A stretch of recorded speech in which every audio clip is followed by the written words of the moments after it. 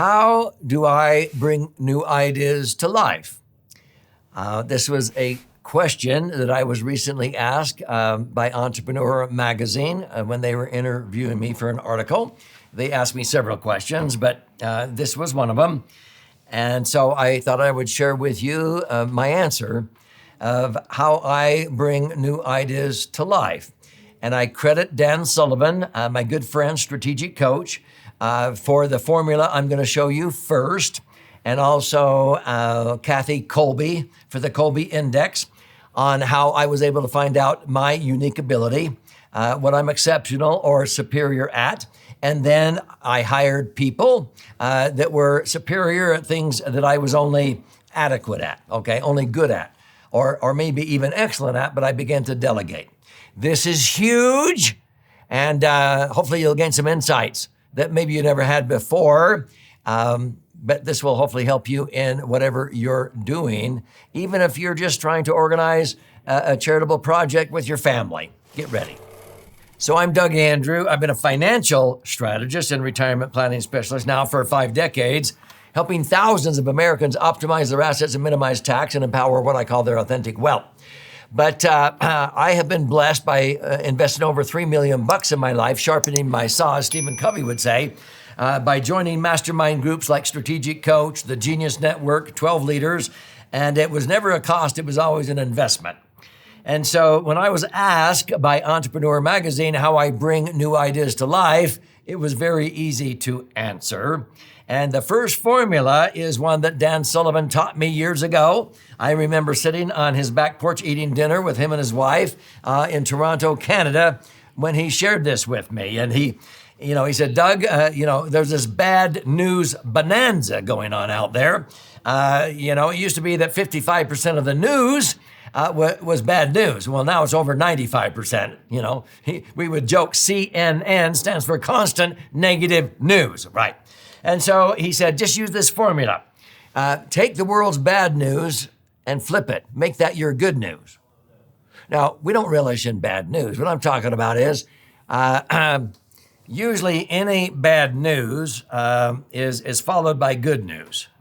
So if somebody is killed in an intersection, usually that bad news is followed up by good news that they put in a stoplight or a stop sign, right? That's what I'm talking about. When we learn from bad news, it creates good news that prevents or solves that from happening again, is what I'm talking about. And so you just learn to look at bad news and make it your good news, and making it clear for other people to understand and see what we're going to learn from this bad experience. Now, I feel like a grizzly bear on a permanent salmon run when I do this. Whenever I would go in to record my radio show, or whenever I get ready to record YouTube videos, if I've been super busy and I haven't had time to think about anything I'm going to share for the next hour on the radio, it takes me about 60 seconds to open up, the news on my smartphone, and I just scoop up bad news and I go, okay. Because this has been going on for millennia. Constant global change. Usually in 6 arenas: scientific, technological, economic, political, social, and cultural. And they all conflict with each other, okay? You have politicians making economic policy, and they don't even understand economics. You have cultural things going on and social issues. And then you have scientific discoveries that people say, well, wait a minute, I thought the planet was getting warmer. Well, no. And so, see, you have all these conflicting things that are constantly popping up. So there's this loss of context out there with individuals and consumers. I remember years ago, they came out and said, expectant mothers shouldn't eat fish. Oh, really? Okay. But then a few months later, they said, we were wrong. Actually, fish is really good if you're expecting a child, except maybe this kind of a fish that has a higher lead content or whatever, okay? Sometimes the remedies for a cold or for this or that or the other are totally different than what you were told, before. And so there's this constant loss of context. Who's telling the truth? And so this has been going on for millennia. People constantly feel confused. They feel isolated in their particular set of circumstances, and therefore they feel powerless. This happens after an election. Oh, what should we do? My candidate didn't win, or my candidate did win. What should I do with my money now? Okay? Well, the stock market just crashed. Well, the stock market just went sky high. What should I do? People feel confused. They feel isolated, and they feel powerless. And it doesn't matter if it's young people saying, "Well, the world owes me a living. I went to college to get a job." Well, that was wrong. You were confused. You go to college to get an education, not a job. But see, they got confused because they thought they went to college to get a job, and therefore the world owes them a living. Sometimes I've helped single mothers who thought they were going to be spending their child-rearing years nurturing their children, but now they're single and they're going to have to be the breadwinner. And so they feel confused. There's all kinds of demographics, baby boomers, who feel like they lost their future in 2001 and 2008. And they can't retire now because they lost 40% of their retirement nest egg in the downturns of the market. There's all kinds of bad news, okay? All you do is flip that and you go, oh, well, how can I clear up the confusion and isolationism and powerlessness that this demographic is feeling? How can I give them clarity? Because clarity, new direction, clears up their confusion. How can I give them confidence that they can get through this? They will not outlive their money if they'll do this, okay? They won't no longer feel isolated. Well, I followed the herd and put my money in tax-deferred IRAs or 401ks, being told I'd be in a lower tax bracket, and that's not true. I'm in as higher tax bracket as I've ever been in. No fair. Well, they give them confidence on what they can do better, okay?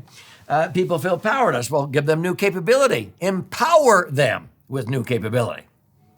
Now, any great person in the history of planet Earth has done this. I don't care if we're talking about Gandhi, Lincoln, Edison, Christ. I'm a Christian. I think Christ was the perfect example of providing clarity, new direction, so people didn't feel confused. He gave them faith and confidence in a brighter future if they would just change their ways. And he gave them new capability. They no longer felt powerless. Okay. Now, how did all these leaders do that? Using LRC. Let's use Christ as the example again. If you study the Bible, he had tremendous leadership with 5,000 on a mountainside. And he gave them extreme clarity so that they felt like their future was spotless. They didn't need to dwell on the past. He gave them faith and confidence that they had a brighter future if they would just change their ways, and he developed relationships with them. And he used creativity, parables, metaphor stories, so they would understand at their level of understanding, and it gave them new capability. They felt like they could now go out and tackle the world better, okay? Now, there is a secret behind this on the screen. These great leaders, they had the ability to show people using this formula the darkness of the night, so to speak, if they kept living life the way they were living it, or doing what they were doing with their money, or whatever, eating what they were eating, or not exercising, or whatever, okay? And then they showed them the brightness of their future, what life would be like, the incredible, vivid vision of a brighter future if they changed their ways, if they took their recommendations, okay? It's contrast. If you don't change, you're gonna end up here. Okay, you're gonna outlive your money or whatever. If you change your ways, this is your brighter future.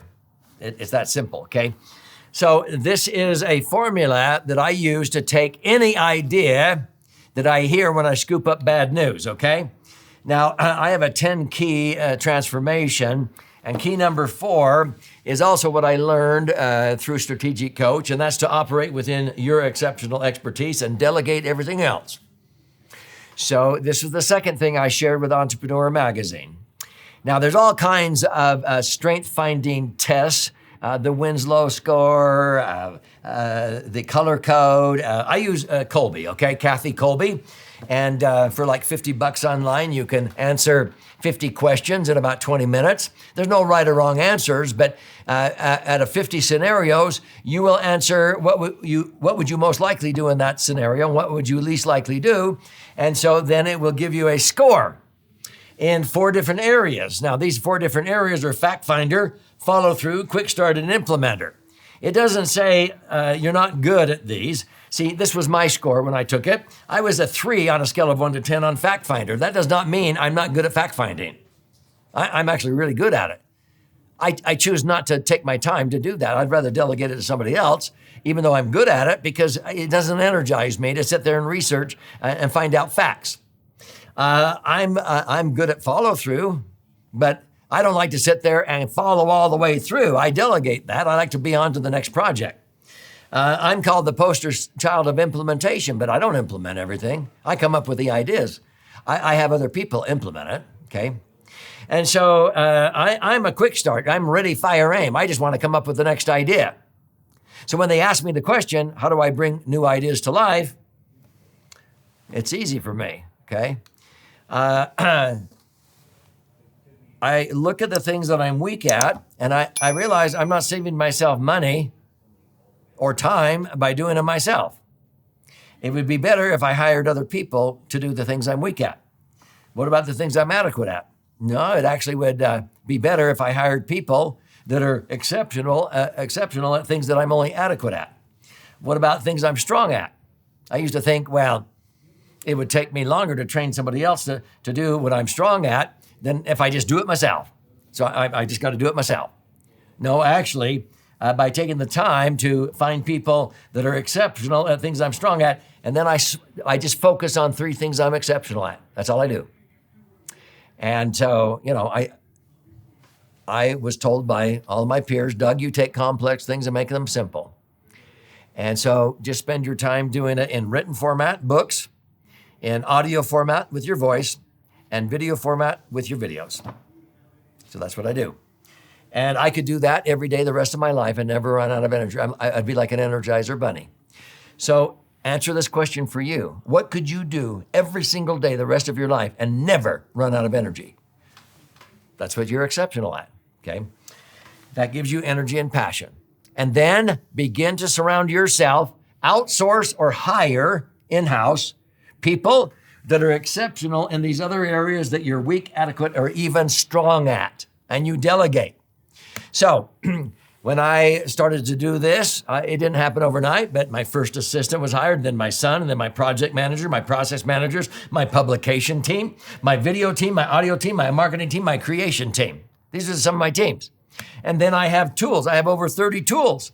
And I fill out the project clarifier. So it's super clear when I have a new project. And all of these people know what has to be true at the end of the completion of this project. So we all know what the goal is, what has to be true.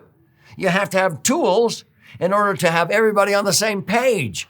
If it's ambiguous, good luck, okay? A typical day for me, that was another question, Entrepreneur Magazine. What's a typical day for you? Well, I go in my sunroom and I scoop up bad news, and then I go, okay, why are people feeling confused, isolated, and powerless? How can I give them clarity, confidence, and capability by mustering up leadership, relationship, and creativity? 60 seconds. I then walk into a radio studio and I just verbally say it, okay, based on the bad news that happened that day. And then I have my team, they take my radio show that I just said off the cuff, and some of my team creates blog articles. The next one creates actual articles for publication. They take the articles and then they put related articles into an ebook. And then those that organize the ebook and the graphic artist puts in that. And then we send out the ebooks. They don't cost me any inventory. And then we take the ebooks that are best received, and that's the topic of my next book. And all I have to do is go out in the sunroom every morning that I'm going to do this, which is only, 1 day a week. I just go out in the sunroom and I scoop up bad news. And I delegate all of these things. In other words, if I simplify what I just shared with you, I come up with the ideas. My project manager makes the ideas real. He does the fact finding and implementation. And my process managers make them recur like a well-oiled machine. There's the secret. Now, let me tell you one other secret. If you're a business owner and you go, wow, let me tell you the biggest mistake most business owners make. They have process managers in project managers' seats. Don't have the wrong person on the wrong seat on the bus. The biggest way to tell is if you bring a new idea to your project manager, and if your project manager goes, no, I don't want to hear any more of your ideas until I get this one working like a well-oiled machine. That person is a process manager. They're in the wrong seat on the bus. A project manager will say, oh, I see why you're so excited about that one. Let's go ahead and delegate this or put it on the back burner, and let's focus on this one next, because a project manager is excited about the next project. A process manager likes to sit there and just see it work like a well-oiled machine. What I just shared with you, you can't believe how many business owners said, that has saved me hundreds of thousands of dollars, Doug. I had the wrong people on the wrong seat on my bus. Anyway, there you go. If you want to learn more, I would recommend you maybe claim a copy of my 10 Keys Transformation book for business owners, okay? So you can go to 10keysbook.com, free 10keysbook.com. Or you can check out other episodes on this 3-Dimensional Wealth YouTube channel. This is not about me. This is about you and your brighter future. Hopefully you've attained some great value out of this episode.